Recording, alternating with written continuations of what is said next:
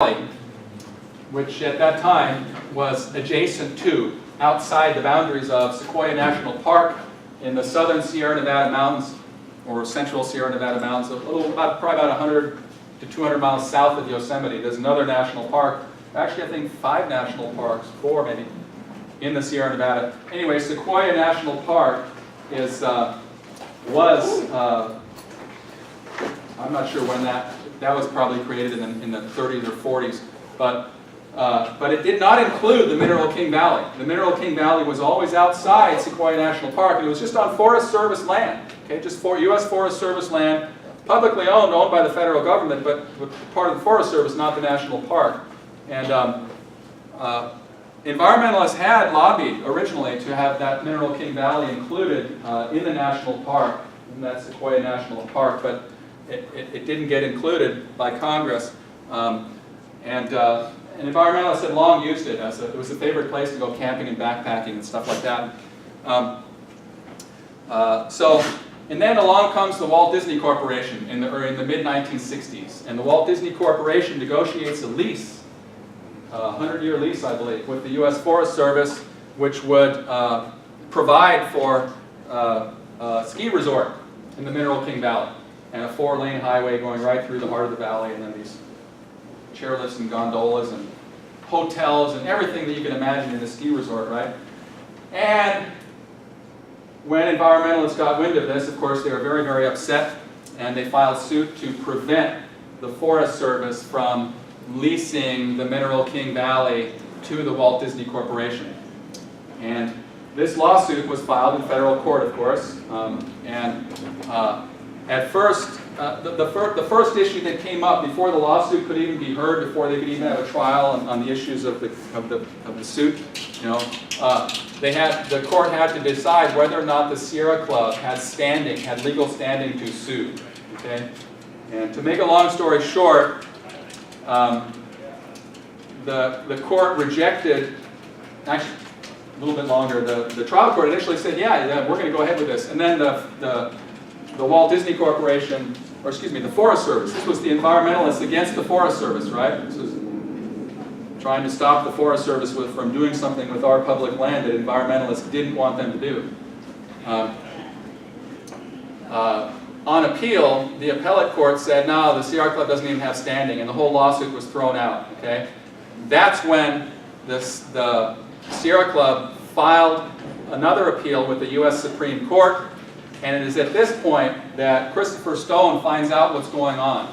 And he writes his famous essay, Should Trees Have Standing? And he sends an advance copy of his essay to every member of the U.S. Supreme Court, including William O. Douglas, who we already had kind of a relationship, some distant relationship. He had some connections with William O. Douglas already. So William O. Douglas read it.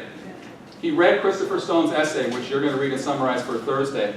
And then he wrote his famous dissenting opinion, in which he argued that not only should the Sierra Club have standing to stop the Mineral King Valley from being destroyed, but the Mineral King Valley itself should have standing, and all the biotic communities that live there should have standing to bring suit on their own behalf.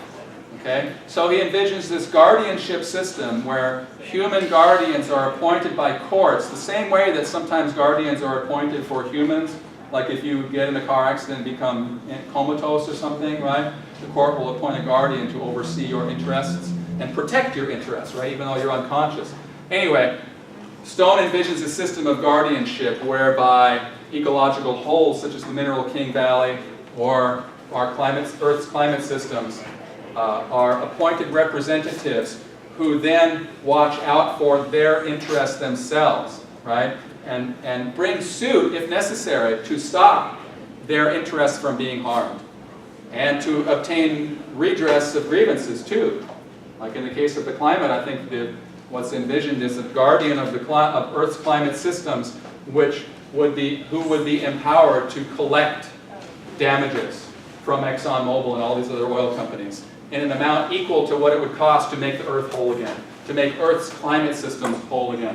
Not just in an amount equal to what it would cost, you know, to compensate all of us for this crap that we have to breathe because these horrible companies are putting all this crap in the air, and we are too.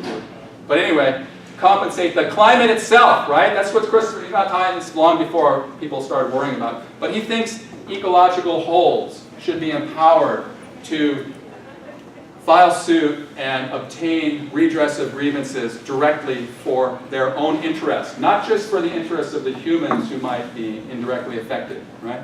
Okay, so that's where we're going on Thursday. And I'll see you all. Thank you for your patience, and thank you for letting me go over by 1 minute. You like my honey badger?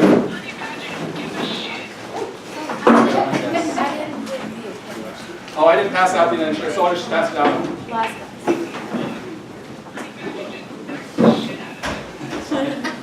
You guys see those honey badger videos on YouTube? They're kind of old now, but anyway, I got one. I won this in the raffle. Oh, you forgot to sign the attendance sheet for last class? Okay. All right, so I'll send out the attendance sheet for today's class. I'll send that out on Thursday. And I'll have all my grading done on Thursday, too. Let's see what we got here.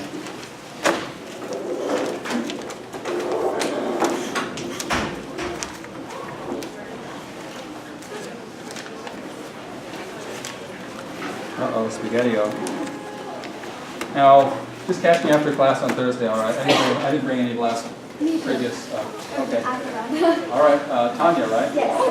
Okay, Tanya. See you later.